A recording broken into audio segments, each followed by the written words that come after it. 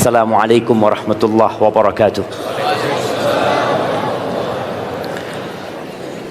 Alhamdulillah alladzi bi ni'matihi tatimmus shalihat. Segala puji bagi Allah Jalla Jalaluh yang karena nikmatnya kebaikan-kebaikan menjadi sempurna, yang karena rahmatnya niat-niat baik hamba dapat terlaksana. Sebenarnya momentum pagi hari ini kurang tepat untuk tabligh akbar, nah lihat ya. Karena memang hari Jumat ini ya hari orang-orang masih sibuk bekerja. Biasanya tabligh akbar itu di hari libur, kalau enggak di malam hari. Tapi ternyata jamaah semangat untuk hadir, entah karena mereka enggak ada kerjaan atau mereka meninggalkan pekerjaan mereka. Barakallahu fiik. Kita bersyukur kepada Allah yang telah menggerakkan hati kita agar kita bisa melangkahkan kaki ke rumah Allah ini, ke Islamic Center yang namanya apa? Manarul Ilmi ya. Tahun lalu ana belum melihat pelang Manarul Ilmi, tapi tahun ini alhamdulillah pelang itu sudah dipasang dan mudah-mudahan menjadi menara ilmu dan menjadi pusat kajian Islam di kota Padang Panjang ini, bahkan di Sumbar insyaallah. Allahumma salli wa sallim ala abdika wa rasulika sayyidina wa maulana Muhammadin wa ala alihi wa ashabihi ajma'in. Amma ba'd. Jamaah rahimakumullah, mengingatkan hari ini hari Jumat, hari yang paling indah sepanjang pekan. Kalau kita tahu ada hari Senin, Selasa, Rabu, Kamis, Jumat, Sabtu, Ahad, hari yang paling mulia itu hari Jumat. Orang-orang Yahudi mereka memuliakan hari apa? Hari Sabtu. Orang-orang Nasrani mereka punya hari Ahad, dan umat Islam punya hari Jumat. Tapi kadangkala kita kurang mengagungkan hari Jumat ini sebagaimana mereka mengagungkan hari Sabtu dan hari Ahad. Maka semoga di hari ini paling tidak mengagungkan hari Jumat itu dengan tidak telat Jumatan. Ana sampaikan ini karena ada banyak pemimpin-pemimpin di sini, bagaimana mereka memerintahkan anak buahnya untuk datang ke masjid sebelum khatib naik mimbar. Karena kalau sudah khatib naik mimbar, malaikat itu tutup buku gitu. Dan terkadang ada sebagian orang yang Jumat kemarin telat, Jumat bulan lalu telat, Jumat 10 tahun yang lalu juga telat dia. Jadi memang sepanjang hidupnya dia selalu telat Jumatan. Apa penyebabnya? Kalau dia seorang anak buah, seorang pegawai, kadang-kala nggak ada yang memperingatkan.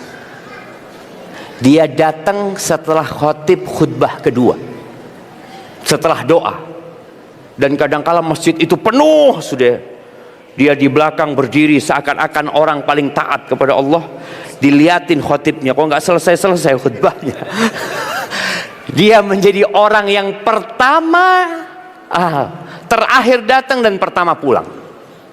Maka harapan ana kita benar-benar mengagungkan hari Jumat.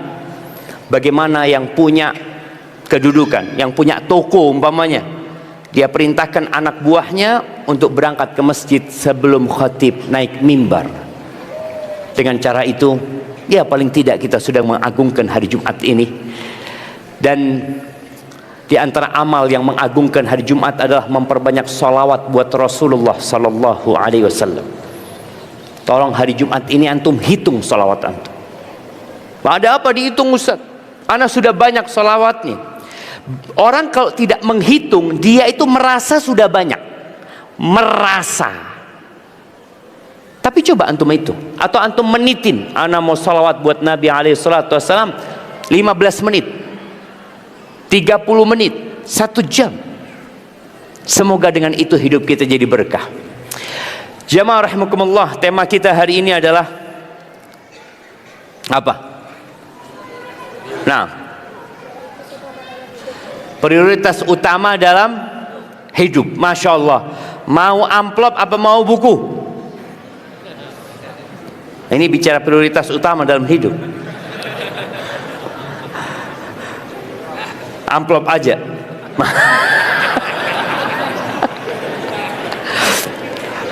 Iya. Yaitu contoh jemaah tentang prioritas dalam hidup ya. Kita bicara prioritas dalam hidup, hidup itu hanya sekali di dunia. Dan ternyata hidup di dunia itu tidak lama. Ana mau kasih hadiah buat yang hidupnya paling lama sekarang. Siapa yang umur 100 tahun?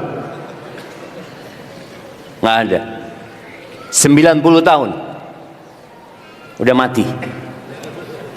85 tahun. 85. Nah, berapa Bapak?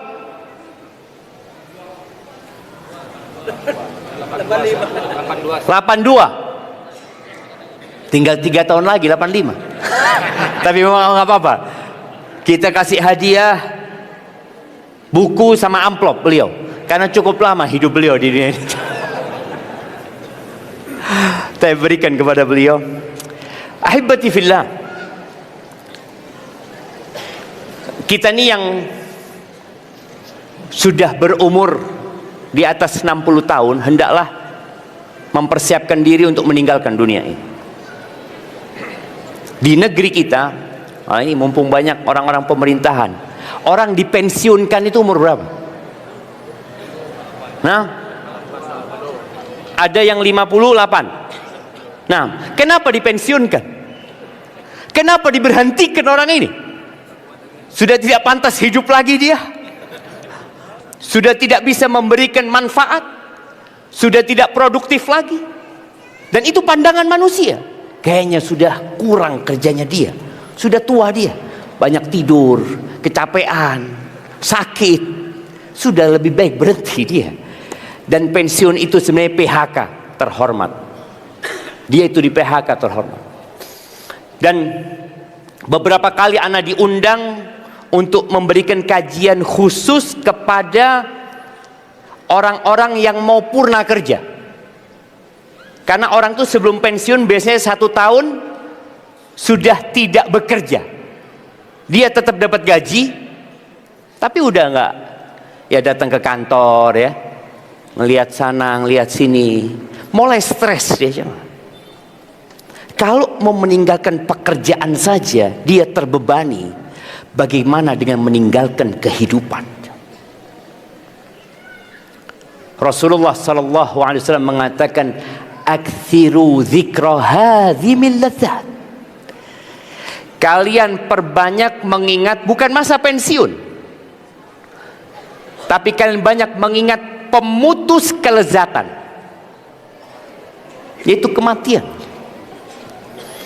Maka bicara prioritas dalam kehidupan ini, ingatlah kita nggak lama, sehingga kita tahu mana yang prioritas, mana yang bisa ditunda, mana yang harus ditinggalkan, mana yang seharusnya kita tidak pikirkan sama sekali. Nabi alaihi salatu wasallam mengatakan, a'maru ummati baina 60 wa 70. Umur umatku itu antara 60 sampai 70. Wa aqalluhum man yajuzu dzalika. Dan sedikit yang lewat 60 atau lewat 70 itu sedikit sekali. Maka tadi ada bapak yang umur 82 tahun, ini langka jemaah. Benar-benar langka. Kawan-kawan dia sudah mati. Bahkan kadang-kala kerabat dia sudah nggak ada, hanya dia yang tersisa. Allah Azza wa Jal di surat Thaha itu menceritakan tentang bagaimana orang-orang kafir ini meragukan adanya hari kebangkitan. Kenapa Anda bicara hari kebangkitan? Supaya kita tahu kehidupan di dunia ini hanya permulaan. Kita akan mati, akan meninggalkan semuanya, kemudian akan ada kehidupan yang kekal dan abadi. Banyak manusia itu memikirkan kehidupan yang hanya sebentar ini. Tadi dia berebut jabatan, Baru saja negeri kita pesta pilkada umpamanya. Apa yang mereka perebutkan? Jabatan. Bahkan tadi Anda bertanya kepada Bapak Sony bahwa saya dari 20 tempat pilkada, 11 yang masih sengketa. Masih sengketa. Artinya orang itu apa yang dicari sama mereka? Sudah kalah, oh tetap nanti kita perjuangkan, mungkin bisa menang di sana. Ya boleh jadi dia akan menang di sana. Tadi banyak orang dalam kehidupan ini yang fokus dengan kehidupan sebentar ini. Dia berpikir bagaimana menjadi wali kota, dia berpikir bagaimana menjadi gubernur, mungkin dia berpikir bagaimana menjadi presiden. Padahal kita tahu Soekarno mati, selesai. Dilanjutkan oleh Soeharto. Kemana beliau? Mati juga. Apa jabatan beliau sekarang? Apa jemaah? Hah? Iya, kalau ada yang mendoakan rahimahullah. Enggak semuanya mendoakan beliau. Beliau 32 tahun berkuasa jemaah. Sekarang beliau ada di perut bumi. Mungkin anak-anaknya sudah lupa. Mungkin tidak ada lagi yang ziarah ke kuburnya. Mungkin yang mendoakan juga habis. Biasanya orang itu mendoakan di awal-awal kematian. Allahumma gfir lahu warhamhu. Lanjut meninggal Soeharto digantikan oleh B.J. Habibie. Kemana B.J. Habibie? Sama. Selesai dia. Yang dulu kemana-mana dihormati, yang dulu diundang kemana, disambut dengan karpet merah. Orang-orang mengeluk-elukan beliau dengan pesawat yang dibikin oleh beliau. Selesai beliau. Mati. Dilanjutkan oleh siapa? Gus Dur. Kemana Gus Dur? Mati. Dilanjutkan oleh Ibu Mega. Kemana Ibu Mega? Nunggu mati. Sama jemaah. Apa yang ditunggu? Apa yang ditunggu? Mati. Taib. Dilanjutkan oleh Bapak SBY. Kemana Bapak SBY? Ditinggal mati oleh istri. Dan beliau pun sedang menunggu kematian. Jabatan presiden habis sudah jam. Selesai. Taib. Dilanjutkan oleh Bapak Jokowi. Beliau 10 tahun memerintah di negeri kita. Kemudian selesai. Nunggu apa beliau? Nunggu mati jamaah. Kemudian sekarang Bapak Presiden kita, semoga Allah melindungi beliau dan menjaga beliau, memberikan taufik kepada beliau untuk menjalankan roda pemerintahan sesuai dengan yang meridhokan Allah Azza wa Jal. Beliau pun nggak akan lama. Tahu dari mana Ustadz nggak akan lama? Tahu dari Bapak Soeharto yang mati. Tahu dari presiden sebelumnya, semua sedang menunggu kematian. Maka kita tak perlu memahami bahwasanya kehidupan sekarang ini hanya permulaan untuk kehidupan yang kekal dan abadi. Ana sering ingatkan kepada banyak orang bahwasanya Nabi kita Muhammad alaihissalatu wasallam berapa tahun hidup di muka bumi? 63 tahun. Tapi Ana mau kasih hadiah. Beliau di perut bumi berapa tahun? Nah, tafadhal. 1435. Tafadhal. Kok bisa jemaah?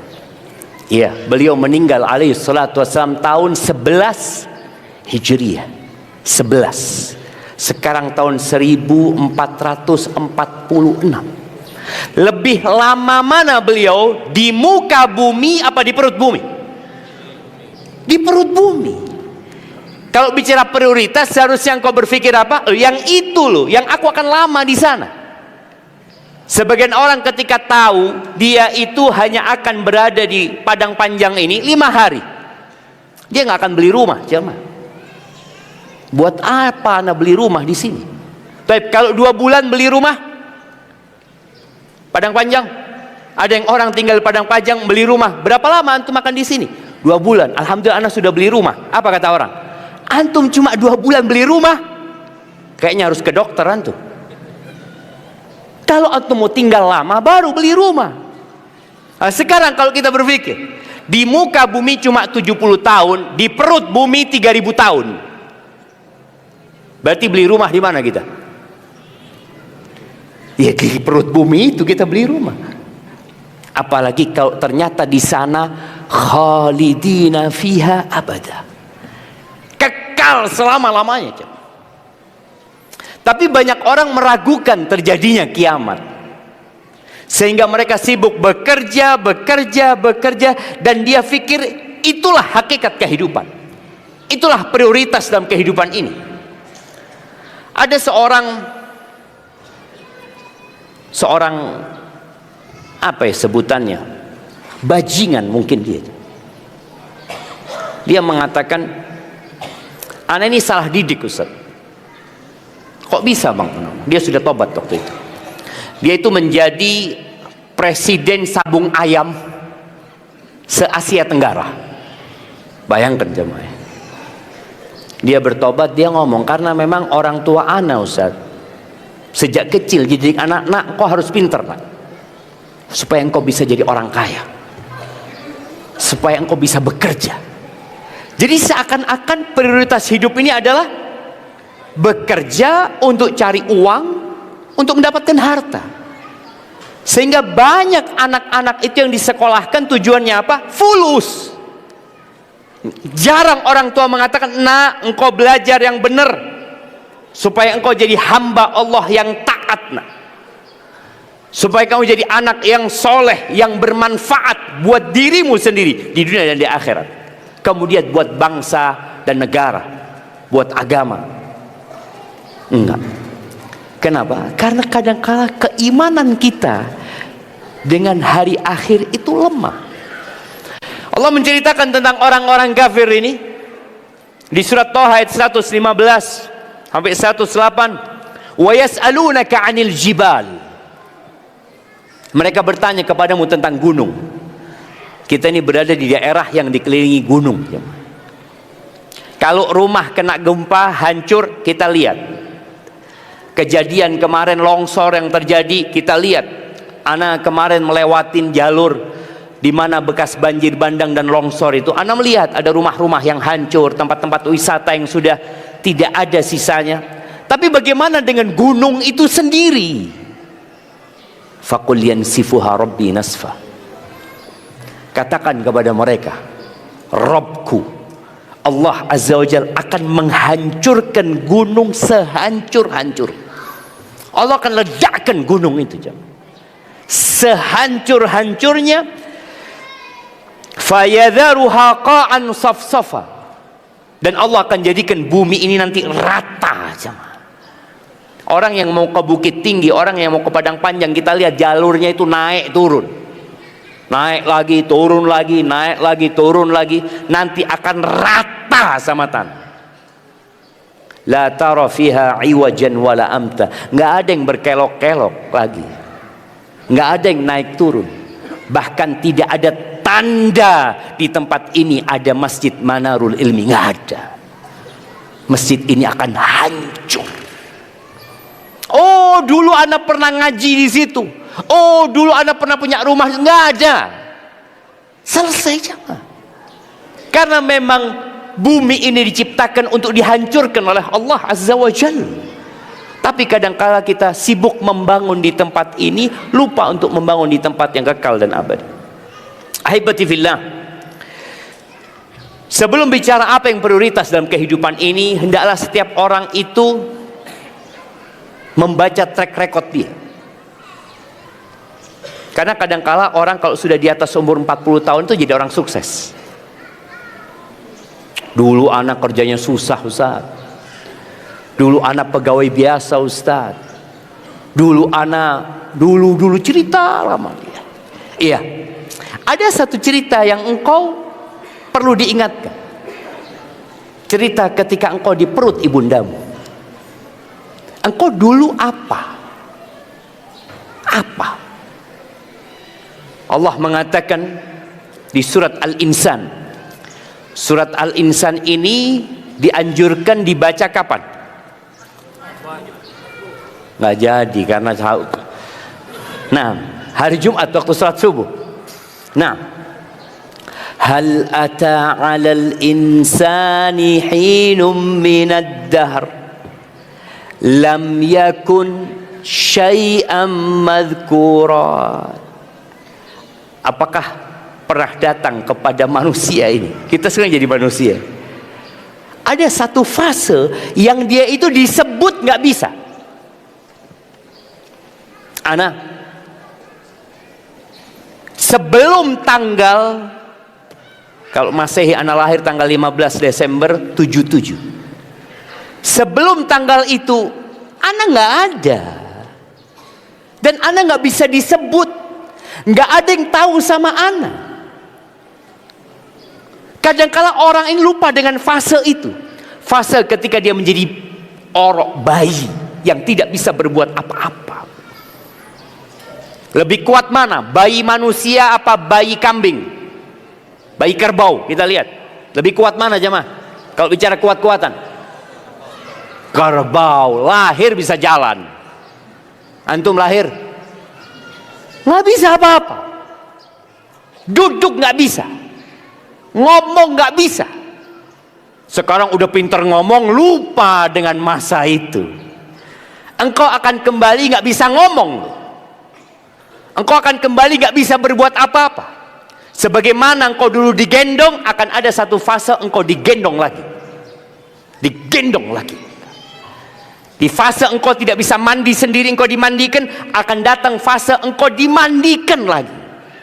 Ada fase dalam hidupmu engkau dulu gak bisa pakai baju, gak bisa buka bajumu.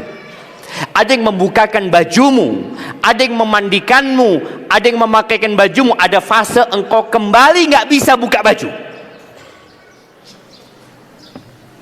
Cuma kita lupa. Maka Allah ingatkan kita. Itu tiap Jumat dianjurkan untuk dibaca supaya manusia ingat, engkau dulu nggak ada, engkau dulu nggak bisa apa-apa. Dan kemudian engkau akan kelak dibangkitkan oleh Allah Azza wa Jalla. Ahibati fillah. Terus kenapa kita ada? Apa tujuan Allah menciptakan kita?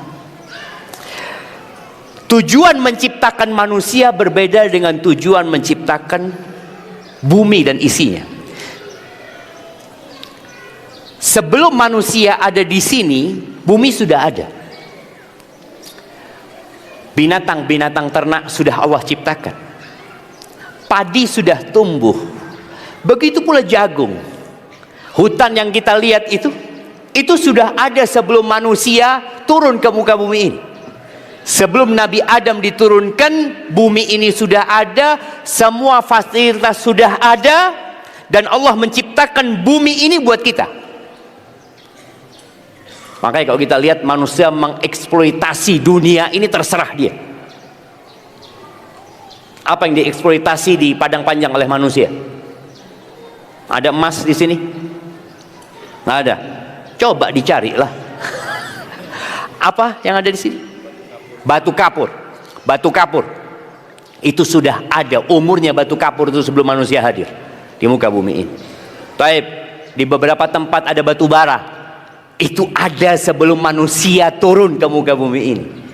Emas, perak, minyak bumi, ikan-ikan di lautan, itu sudah ada sebelum manusia hadir di muka bumi. Lalu untuk apa Allah ciptakan? Untuk manusia. Kerbau yang kita lihat, nenek moyangnya itu sudah ada sebelum manusia ada. Jadi kalau bicara lebih tua mana kerbau sama manusia? Jamaah, seharusnya tium tangan kita sama kerbau. Engkau ada sebelum Nabi Adam ada. Iya. Allah Azza wa Jalla mengatakan di surat Al-Baqarah ayat 29, huwallazi khalaqa lakum ma fil ardi jami'an. Dialah Allah Jalla Jalla yang menciptakan untuk kalian, untuk kalian ambil manfaatnya, untuk kalian eksploitasi, eksplorasi yang ada di muka bumi ini, semuanya buat kalian. Makanya dari ayat ini para ulama menyimpulkan sebuah kaidah bahwa hukum asalnya segala sesuatu itu halal, kecuali apabila ada dalil yang mengharamkannya. Apa dalilnya rendang itu halal? Ya mah. Antum kok tiap hari makan rendang di sini? Makan sambal balado ini, apa dalilnya kalau itu halal? Ayat ini. Semuanya halal kecuali yang Allah haramkan. Jadi kalau ada orang mengatakan haram, oh jangan sembarangan kau bilang halal. Dadiah, halal apa haram? Hah? Haram apa enggak ya? Kalau engkau katakan haram, datangkan dalilnya. Jadi siapa saja yang mengatakan haram harus datangkan dalilnya. Apa dalil kalau beras itu halal? Ya ayat ini. Hukum semuanya itu halal kecuali ada dalil yang mengharamkan. Jadi Allah menciptakan semuanya untuk manusia tadi, untuk manfaat manusia, untuk ambil pelajaran dari sana, dan Allah menciptakan manusia untuk Allah Azza wa Jalla. Jadi Allah memberikan kehormatan kepada manusia. Engkau diciptakan bukan untuk dimanfaatkan. Makanya kalau ada eksploitasi terhadap manusia, kita tahu di negeri kita ada perdagangan manusia yang dibawa ke luar negeri, yang kemudian di sana seperti diperbudak mereka di sana.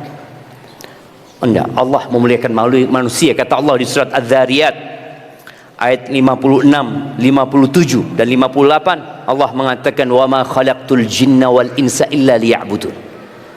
Ini jamaah prioritasnya. Jangan sampai kita seperti kerbau. Kerbau diciptakan buat manusia. Kerbau diciptakan untuk membajak. Kerbau diciptakan untuk kawin, punya anak. Seperti itu terus dia. Enggak. Manusia tidak seperti kerbau. Allah mengatakan wa ma khalaqtul jinna wal insa illa liya'budun.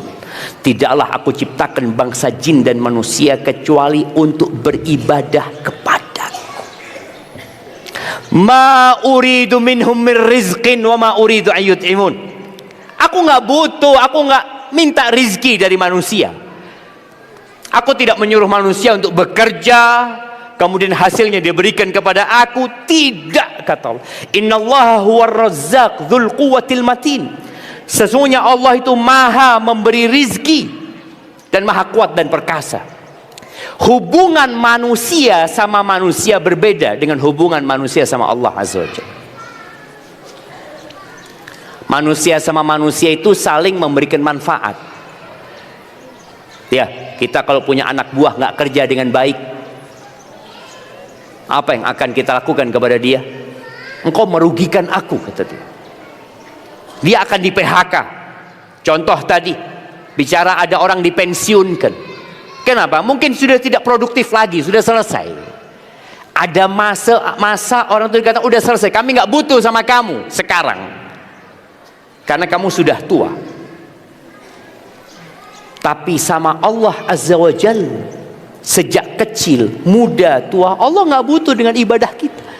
Allah nggak butuh bapak-bapak datang ke masjid ini. Allah nggak butuh jamaah nih, emak-emak datang kajian. Allah nggak butuh dengan sholat kita. Allah nggak butuh dengan puasa kita. Allah tidak butuh dengan sodakoh kita, umroh kita, haji kita. Bahkan Allah tidak butuh kita beriman. Allah mengatakan faman syaa falyu'min wa man syaa falyakfur. Kata Allah, yang mau beriman silahkan, yang mau kafir monggo.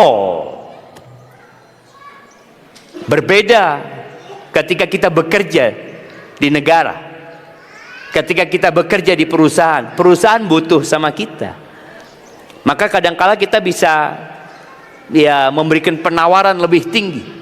Engkau kalau mau mempekerjakan saya, ya gaji saya sekian. Sama Allah enggak. Bahkan Allah Azza wa Jalla dalam hadis qudsi mengatakan, nih jamaah, kita harus tahu prioritasnya. Karena kalau sudah orang nggak tahu dengan prioritas dia, seperti orang yang punya keranjang, dia ngisi keranjang itu sama pasir, padahal prioritasnya itu ada bola-bola yang harus dia masukkan ke sana. Ketika sudah banyak pasir, bola itu nggak akan pernah masuk, udah full tempat itu. Allah Azza wa Jalla mengatakan, "Lau anna awwalakum," ini dalam hadis qudsi, "Lau anna awwalakum wa akhirakum wa insakum wa jinnakum kanu ala atqa qalbi rajulin wahidin minkum ma zada dzalika fi mulki syai'a." Kalau orang yang pertama di antara kalian sampai yang terakhir, kalau seluruh penduduk Indonesia sekarang ini jumlahnya berapa? 280 juta. Anggap sekarang penduduk bumi ini 8 miliar. Kalau semua orang 8 miliar itu jamaah, hatinya di level ketakwaan Nabi Muhammad SAW, kata Allah, "Ma zada dzalika fi mulki syai'a." Itu tidak akan menambah kerajaanku sedikit pun. Berbeda dengan sebuah negara, berbeda dengan sebuah perusahaan. Kalau pegawainya kerja dengan bagus, maka hasilnya akan tambah. Tapi keibadah kita sama Allah enggak akan nambah sesuatu pun di sisi Allah Azza wa Jalla. Sebaliknya, kalau semua manusia dari sejak Nabi Adam sampai nanti manusia terakhir, kalau semua bangsa jin dari awal sampai terakhir mereka berada di level orang yang paling jahat. Siapa manusia paling jahat? Fir'aun. Fir'aun jemaah. Kenal sama Fir'aun nanti. Fir'aun itu ngaku Tuhan. Kalau 8 miliar manusia ini sekarang mengaku Tuhan, masjid dibakar oleh mereka, Ka'bah pun dihancurkan, mereka tidak ada yang beribadah kepada Allah Azza wa Jalla. Apa kata Allah? "Ma naqasa dzalika min mulki syai'a." Itu tidak mengurangi kerajaanku sedikit pun. Loh, terus kenapa kita harus beramal?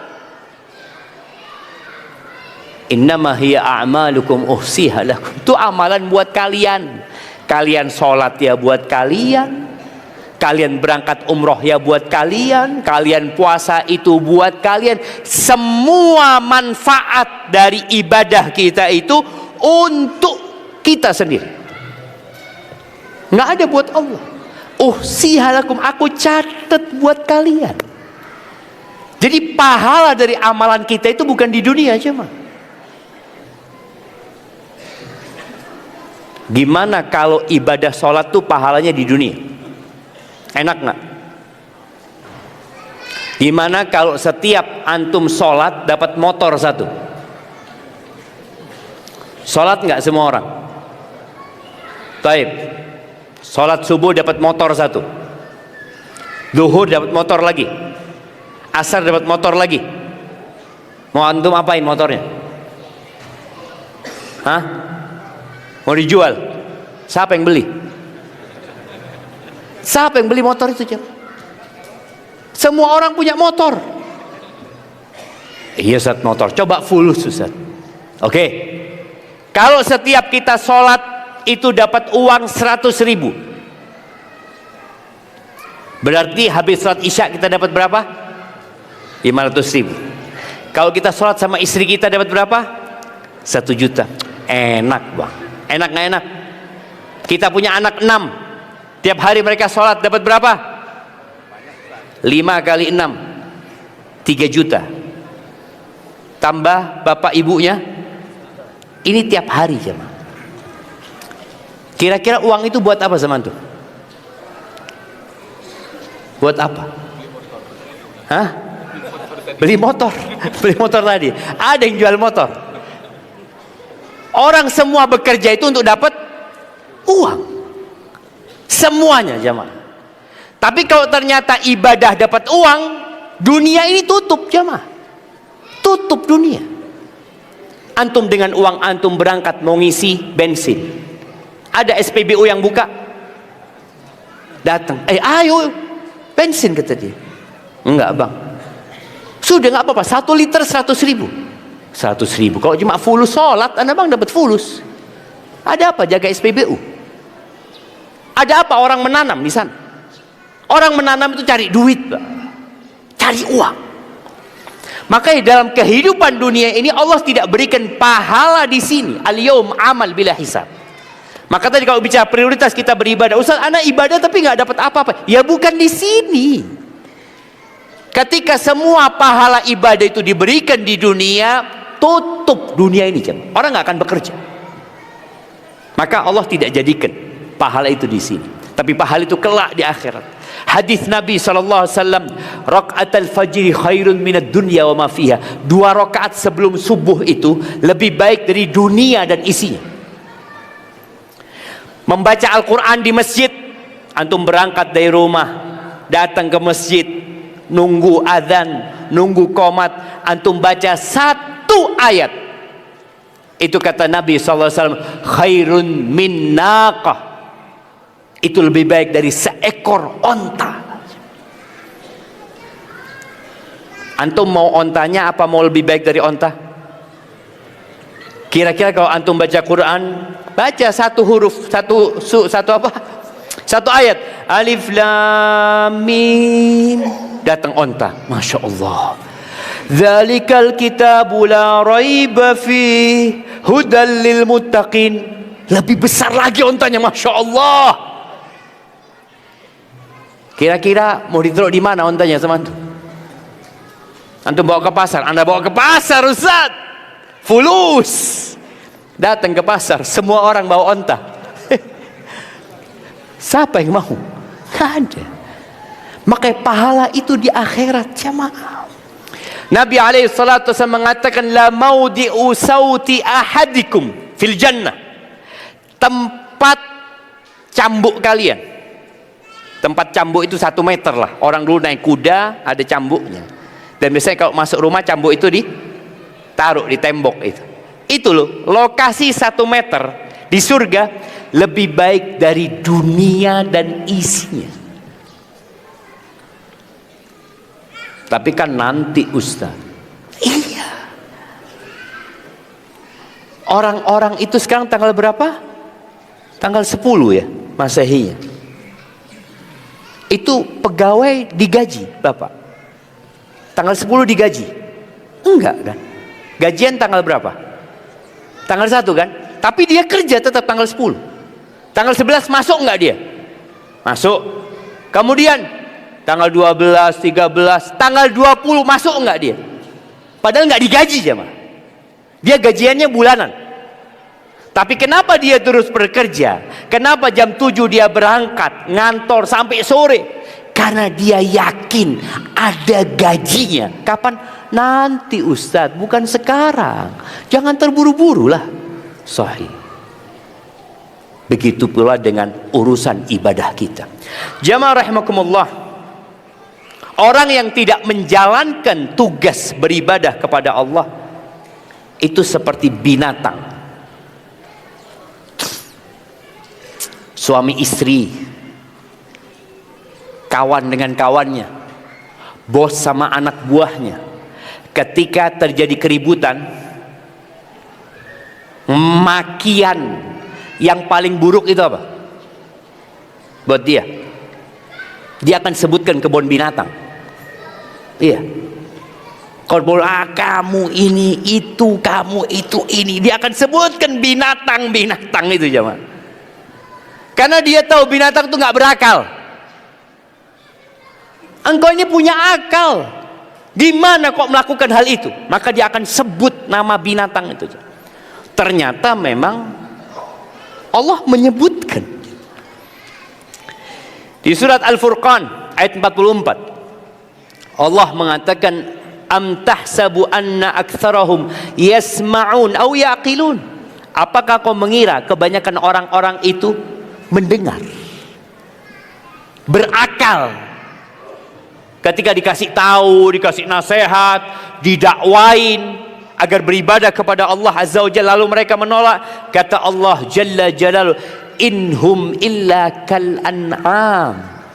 Mereka tidak lain kecuali seperti binatang ternak, seperti sapi, seperti kerbau, seperti kambing, seperti onta. Ulaika kal an'am, inhum illa kal an'am, balhum adallu sabila. Bahkan mereka lebih parah daripada binatang. Kenapa kok dikatakan lebih parah? Binatang memang diciptakan untuk dimakan, tapi kita diciptakan untuk mengabdi kepada Allah Azza wa Jalla. Maka ahibati fillah, orang-orang yang tidak mendengarkan nasihat, kelak pada hari kiamat mereka akan menyesal.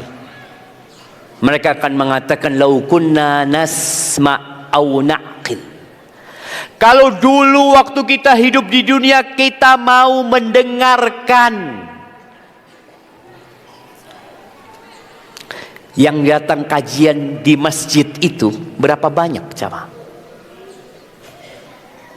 Dibandingkan dengan mereka yang nggak mau mendengarkan nasihat. Tadi Anda sampaikan khutbah Jumat. Khutbah Jumat ini adalah khutbah wajib. Jadi kalau bicara umat Islam itu wajib belajar, iya, paling nggak 1 Jumat sekali datang. Makanya dalam khutbah Jumat itu nggak boleh ngomong, nggak boleh. Engkau datang, engkau dengarkan, menegur orang lain nggak boleh. Engkau fokus dengerin tuh. Makanya orang-orang yang ketika hidup tidak mau mendengarkan dan tidak mau memperhatikan, mereka akan mengatakan, lau kunna nasma' au na'qil ma kunna fi ashabis sa'ir. Kalau dulu waktu hidup di dunia kami mau mendengarkan, kami mau memikirkan, kami nggak akan jadi penghuni neraka. Jadi penyebab mereka menjadi penghuni neraka apa? Nggak mau mendengarkan dan tidak mau menggunakan akalnya. Ahibati fillah, kalau kita tahu bahwa Allah menciptakan kita untuk beribadah, rizki sudah ditanggung, jangan takut antum. Sebelum antum lahir rizkinya sudah ditetapkan. Bahkan 50.000 tahun sebelum penciptaan langit dan bumi, rizki antum sudah ditulis.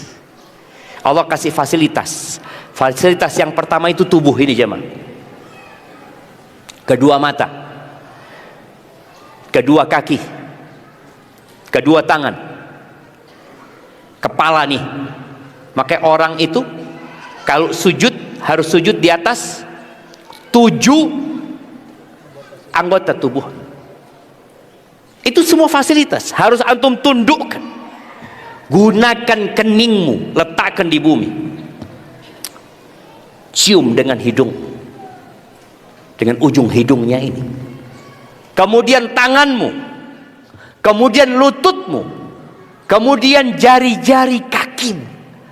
Lalu katakan subhana rabbiyal a'la wa bihamdih, atau subhanakallahumma wa bihamdika Allahumma ighfirli.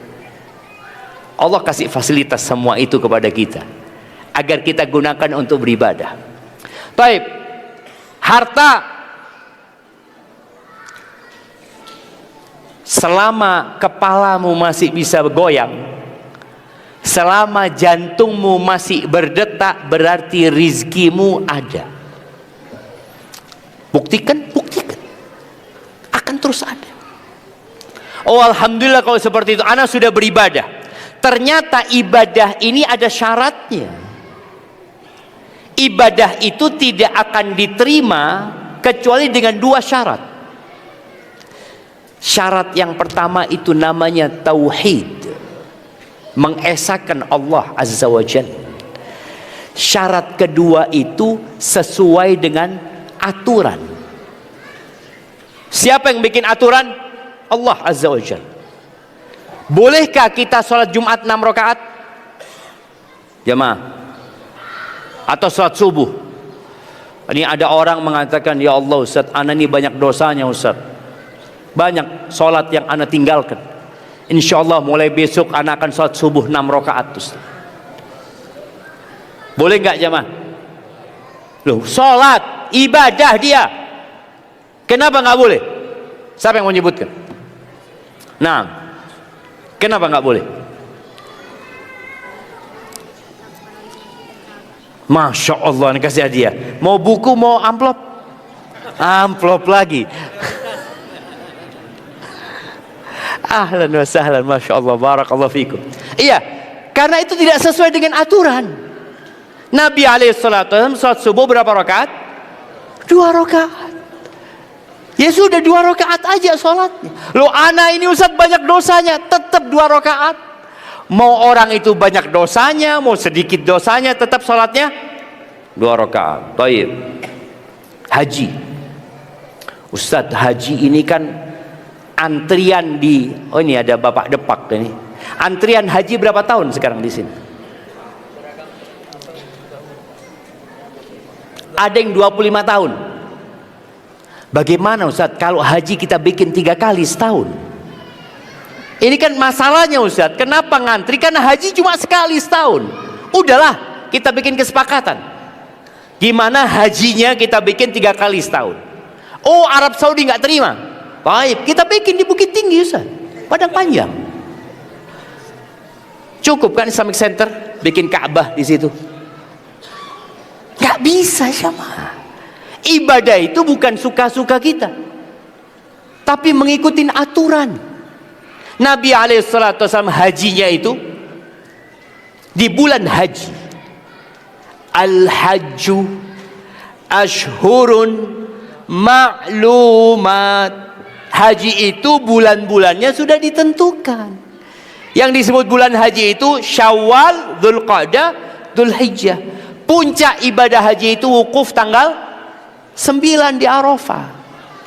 Iya Ustaz, tapi kesian warga Indonesia ini. Boleh jadi dia mati belum pernah haji. Gara-gara apa? Karena haji setahun sekali. Maka tolong, bicara ibadah harus sesuai dengan aturan. Apalagi yang mungkin bisa dicontohkan, puasa. Sekarang ini karena banyak penyakit di dunia, ada diet puasa. Puasa apa namanya? Yang 12 jam, 16 jam. Apa? Interfasting. Interfasting tuh jamaah. Ya sudah, kita bikin seperti itu puasa kita Ustaz. Puasa kita nggak boleh makan tapi boleh minum Ustaz. Gimana jamaah? Ya tetap nggak bisa. Semua harus sesuai dengan aturan. Baik. Anak hitung-hitung Ustaz, puasa di Padang Panjang ini berapa jam? 14 jam? 12 jam? 12 jam. Gimana kalau anak bikin puasanya untuk warga Padang Panjang, mungkin ada Depak sini memberikan pengumuman, kita puasanya dari jam 6 sampai jam 6 saja.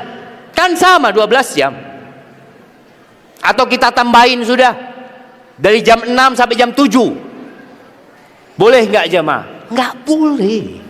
Yang namanya puasa itu dari terbit fajar sampai tenggelam matahari. Ya sudah seperti itu. Itu bicara sesuai dengan aturan. Nabi SAW mengatakan, man amila amalan laisa alaihi amruna fahuwa radd.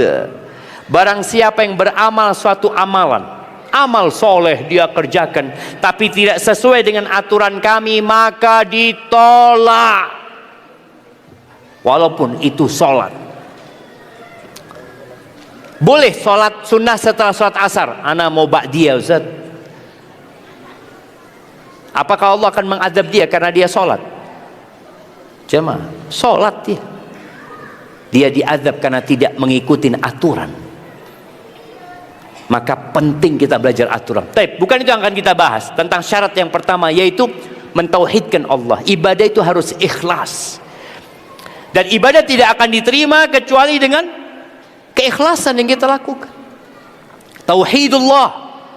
Allah menyebutkan di surat Al-Ghashiyah. Semoga kita semua hafal surat Al-Ghashiyah. Jadi ana menganjurkan umat Islam yang kita mau masuk bulan Ramadan ya. Oh masih jauh, udah dekat. Sya'ban, Ramadan. Tolong dihafal juz amma itu. Apalagi surat Al-A'la sama Al-Ghashiyah. Ini surat yang dianjurkan dibaca hari Jumat. Hal ataka hadithul ghashiyah. Apakah sudah datang kepadamu informasi, kabar tentang kiamat itu? Hal ataka hadithul ghashiyah. Wujuhu yawma idzin khashiyah. Wajah-wajah pada hari itu penuh dengan kehinaan, tunduk, hina dan dina. Amilatun nasibah, dia bekerja, dia beramal, capek. Tapi kemana? Tasla naron hamiyah. Dia masukkan neraka yang panas. Ya. Pernah ada sebuah asar dari Umar bin Khattab radhiyallahu anhu. Umar itu melihat seorang biarawan yang sudah tua renta, yang jenggotnya sudah putih, yang dia sudah mengabdi di dalam biara bertahun-tahun, mungkin dia juga nggak kawin, hanya beribadah di tempat itu. Umar ketika melihat menangis. Dikatakan, ya Amirul Mukminin, kenapa engkau nangis? Ini orang non muslim, ini orang Nasrani. Kenapa engkau menangis melihat dia? Iya, aku ingat dengan firman Allah Azza wa Jal, amilatun nasibah tasla naron hamiyah. Orang itu bekerja, beribadah, capek, lelah, masuk neraka. Masuk neraka. Apa penyebabnya? Karena dia tidak mentauhidkan Allah Azza wa Jal. Dia mengatakan Tuhan itu 3-1-3-3-1. Atau ada orang-orang Islam yang berangkat haji, berangkat umrah, tapi dia masih menyekutukan Allah Azza wa Jal dengan sesuatu, Allah tidak akan terima. Maka ingat, kita yang sudah muslim, kita yang sudah berangkat haji, terus perlu kita bermuhasabah, kira-kira ibadah kita diterima atau tidak sama Allah Azza wa Jalla. Ahibati fillah, bila ibadah bercampur dengan syirik, Allah tidak akan ampuni, Allah tidak akan terima, dan Allah tidak akan ampuni. Allah Azza wa Jalla mengatakan kepada Nabi alaihi salatu wassalam di surat Az-Zumar ayat 65, Allah mengatakan, walaqad uhiya ilaika wa ilal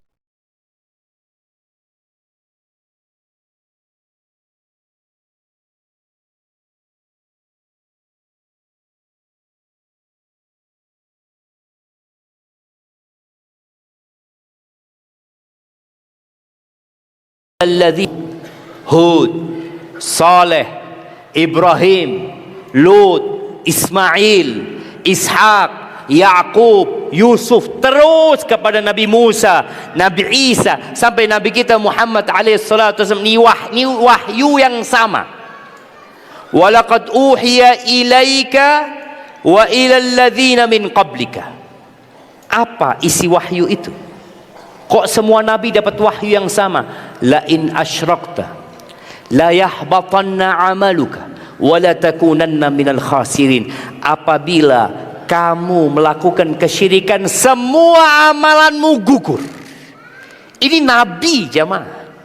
Salatnya gugur, puasanya gugur, hajinya gugur. Jangan pernah engkau mengatakan, loh saya kan sudah Islam Ustaz, nggak mungkin saya melakukan kesyirikan. Loh, Nabi alaihissalam mendapatkan wahyu itu. Siapapun dirimu, apapun jabatanmu, kalau engkau memohon kepada selain Allah Azza wa Jalla, kalau engkau menyekutukan Allah, memberikan hak khusus Allah kepada selain Allah, maka amalanmu semua akan ditolak dan engkau akan menjadi orang yang merugi. Ahibati fillah, Ana tidak tahu di Padang Panjang ini apakah masih ada tempat-tempat mencari pesugihan. Nggak ada. Alhamdulillah. Di beberapa daerah itu ada tempat-tempat mencari pesugihan. Dan yang mengherankan, yang berangkat ke tempat itu semua agama, bukan cuma umat Islam. Mereka mempercayai di tempat itu ada pesugihan. Mereka meminta kepada siapa? Kepada Allah Azza wa Jalla. Ini rumah Allah, nggak perlu ke sana. Kalau engkau bicara memohon kepada Allah, ada tempat di muka bumi namanya Baitullah, rumah Allah, tempat yang dimuliakan dan dicintai oleh Allah Azza wa Jalla. Dan ahibati fillah, innallaha la yaghfiru an yushraka bihi wa yaghfiru ma duna dzalika liman yasha. Jadi satu dosa yang harus antum hindari, syirik. Di samping dosa-dosa lainnya, ada banyak dosa. Ijtanibus sab'al mubiqat, kata Nabi SAW, hindari 7 dosa besar. Yang pertama, asyirku billah, melakukan kesyirikan kepada Allah Azza wa Jalla. Kalau orang itu berzina, dosa besar zina jamaah. Kalau orang itu mencuri, dosa besar mencuri. Kalau orang itu melakukan riba, dosa besar. Tapi dia tidak melakukan syirik, kemungkinan diampuni ada nggak? Ada. Tapi bagaimana kalau orang ini berangkat haji, berangkat umroh, dia seorang yang dermawan, tapi ternyata dia melakukan kesyirikan dan mati di atas kesyirikan tersebut, maka semua amalannya gugur dan tidak bakal masuk surga. Sekarang ini ada usaha. Jadi dulu ketika Indonesia dijajah sama Belanda, berapa tahun dijajah? 350 tahun. Baik, Belanda itu bawa 3G ke sini. Penjajah itu bawa 3G. Bawa apa yang pertama? Glory, gold, dan gospel. Dia bawa 3 itu. Dia memang mencari kemenangan, mencari kejayaan, kemudian dia mencari emas, dia mencari harta, makanya dikeruk negeri kita. Dan dia membawa satu lagi, bawa gospel. Jadi mereka datang memang membawa agama. Ada misi agama Belanda ke negeri kita. Dan sisanya kita melihat, ketika Belanda pergi, ada banyak sisa-sisa gospel yang ditinggalkan oleh Belanda. Tapi subhanallah, umat Islam sadar dengan bahaya itu. Lalu mereka berusaha untuk merusak agama umat Islam lewat dalam. Muncullah yang namanya Snok-Hogron, yang dia berganti nama Abdul Ghaffar, dan dikatakan dia itu hafal Quran, dan dia berangkat haji jemaah. Snok-Hogron ini, padahal dia seorang orientalis yang memang untuk menghancurkan umat Islam di Indonesia.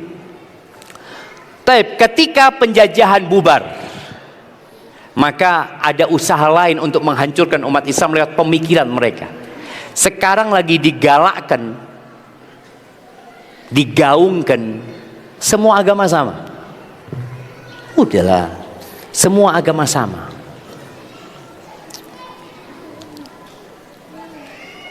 Dan kadang-kala disampaikan di khutbah Jumat oleh ya oknum lah yang menggaungkan, udah yang penting jadi orang baik, yang penting engkau itu bagaimana sikapmu kepada manusia, hablum minannasnya baik. Dia melupakan hablum minallah. Padahal dari dulu buya-buya ulama-ulama selalu menyampaikan hablum minallah dan hablum minannas. Hablum minallah dengan mentauhidkan Allah, hablum minannas dengan berbuat baik kepada manusia. Tapi mulai ada usaha, udah nggak penting hablum minallah, yang penting hablum minannas. Sampai ada usaha bukan hanya di Indonesia, karena ini usaha internasional ya, supaya nggak ada lagi penyebutan orang kafir. Oke, kita ini toleransi jemaah. Umat Islam itu umat yang sangat toleransi, tapi tetap kita kalau sholat qobliyah subuh itu dianjurkan baca apa? Qul ya ayyuhal kafirun la a'budu ma ta'budun. Ini garis pemisah toleransi. Dalam urusan dunia, dalam urusan sosial, tetangga kita Nasrani sakit, kita besuk. Tetangga kita Yahudi butuh bantuan kita bantu. Bahkan bagaimana Abdullah bin Amr bin As itu, sahabat Nabi radhiyallahu anhu, ketika pembantunya motong kambing, lagi ngulitin kambing, kata Abdullah, idza faragta, kalau engkau selesai ngulitin kambing itu, fabda bijarinal Yahudi, yang pertama engkau kasih tetangga kita yang Yahudi. Ini toleransi. Kita disuruh berbuat baik kepada tetangga kita yang Yahudi, tetangga kita yang Nasrani, apapun agamanya, kita disuruh berbuat baik kepada mereka selama mereka tidak memerangi kita. Berbuat baik, itu toleransi. Tapi ketika urusan agama, lakum Dinukum, jelas agamamu nggak sama. Lakum dinukum, silahkan kau kerjakan agamamu. Waliyadin, dan agamaku gitu. Kita menghormati jamaah. Hidup di negeri, ya iya Ustaz, dulu kan di Madinah cuma ada Islam. Kata siapa? Banyak orang yang tidak membaca sejarah. Mereka berpikir umat Islam itu baru berinteraksi dengan non-muslim di Indonesia. Umat Islam itu berinteraksi dengan orang-orang non-muslim sejak Islam lahir, sejak di Mekah. Kemudian ke Madinah, beliau alaihissalatu wassalam bertetanggaan dengan kabilah besar Yahudi. Baik, anu kasih hadiah. Sebutkan 3 kabilah besar Yahudi di kota Madinah. Nah, berdiri biar dengar ustadznya.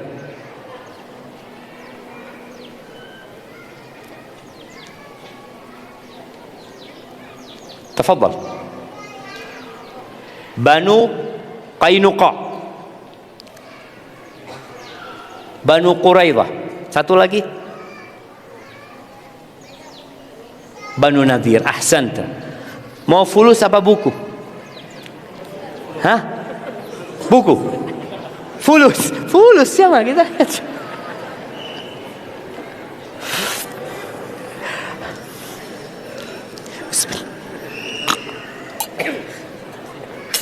Di masjid pun tetap kita fulus ya.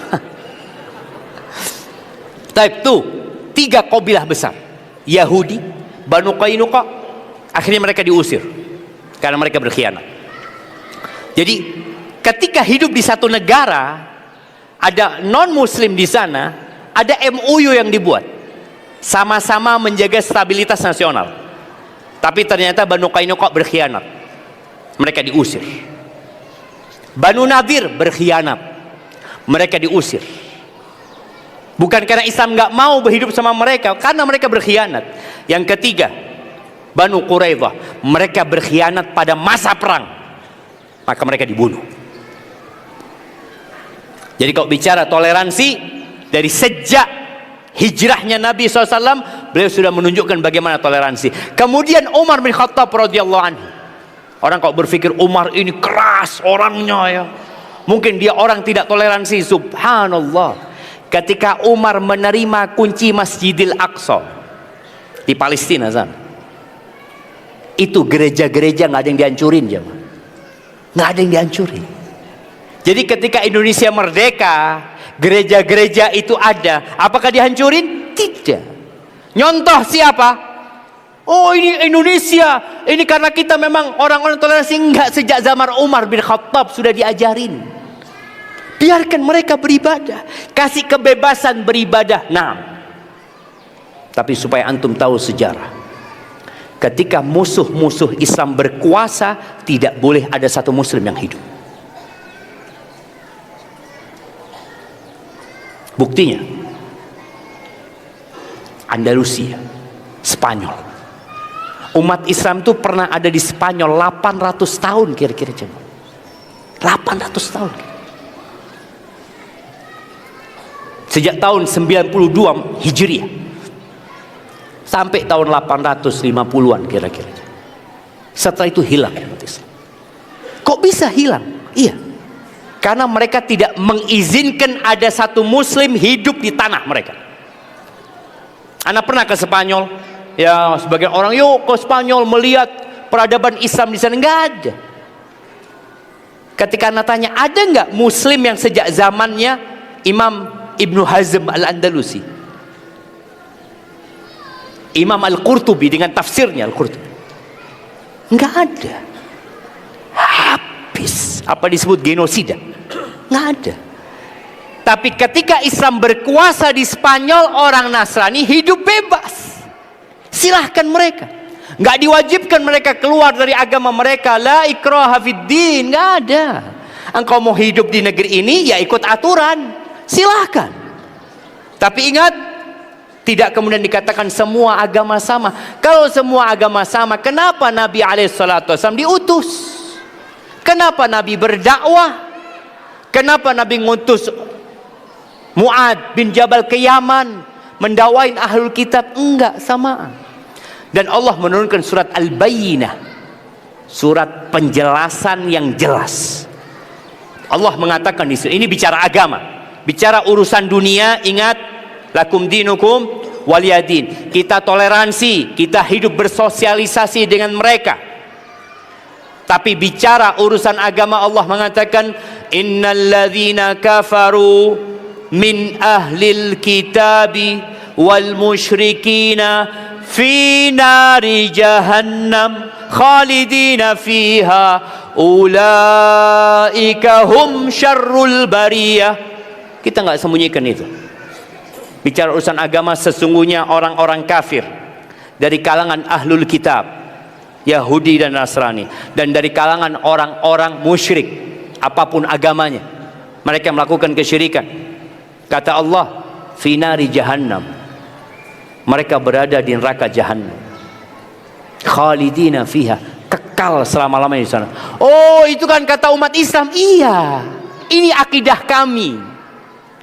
Kami menghormati, silahkan engkau dengan kepercayaanmu, tapi kami punya akidah yang nggak bisa digoyahkan. Keputusan dari Allah, karena yang punya surga itu Allah. Allah mengatakan itu. Loh iyalah, kalian mengklaim kitab kalian benar. Betul. Sejak 1446 tahun yang lalu, Allah menurunkan ayat, qul in kuntum fi raibin mimma nazzalna ala abdina. Kalau kalian ragu dengan Al-Quran yang Allah turun, kalian ragu, maka bikin satu surat. Satu surat saja. Dan sejak 1446 tahun yang lalu sampai hari ini, tantangan itu terbuka. Dan gak ada yang bisa mendatangkan satu surat. Maka di surat Al-Bayyinah Allah memberikan penjelasan bahwasanya mereka fi nari jahannam khalidina fiha, kekal selama-lamanya. Ulaika hum syarrul bariyah, mereka manusia paling jahat, jemaah. Gimana tidak dikatakan jahat mereka? Allah itu esa, kata mereka, tiga. Hanya Allah yang berhak disembah. Mereka sembah binatang-binatang, jamaah. Batu disembah, gunung ciptaan Allah dikasih sesajen sama mereka, lautan pun mereka sembah. Apa yang tidak mereka sembah? Padahal la ilaha illallah. Maka ingat, ibadah itu tidak dikatakan ibadah kecuali dengan adanya tauhid. Tauhid itu la ilaha illallah. Tiada Tuhan yang berhak disembah. Banyak Tuhan di muka bumi yang disembah. Baik itu ada yang menyembah nabi, ada yang menyembah malaikat, ada yang menyembah mentari, ada yang menyembah bulan, ada yang menyembah lautan, ada yang menyembah sapi, ada yang menyembah patung. La ilaha, nggak ada Tuhan yang benar illallah, kecuali Allah. Maka semoga kita bisa menjaga keislaman kita tanpa kita mendolimin orang-orang selain muslim, tapi tetap kita katakan la ilaha illallah Muhammad Rasulullah. Kita katakan innad dina indallahil Islam, agama yang benar yang diterima di sisi Allah hanya Islam. Wa man yabtaghi ghairal islami dinan falan yuqbala min, barang siapa yang mencari agama selain Islam tidak akan diterima. Tidak akan diterima. Iya. Tapi di Indonesia, semua orang mau milih agama dikasih kebebasan. Itu hak sebagai warga, sebagai rakyat. Tapi dalam agama kita Allah nggak akan terima. Allah tidak akan terima. Wa huwa fil akhirati minal khasirin, dan dia di akhirat termasuk orang-orang yang merugi. Ahibati fillah, terakhir sebelum masuk ke sesi tanya jawab, jangan pernah merasa aman dari syirik. Nabi Ibrahim itu berdoa supaya diselamatkan dari kesyirikan. Siapa yang hafal doanya Nabi Ibrahim? Nah,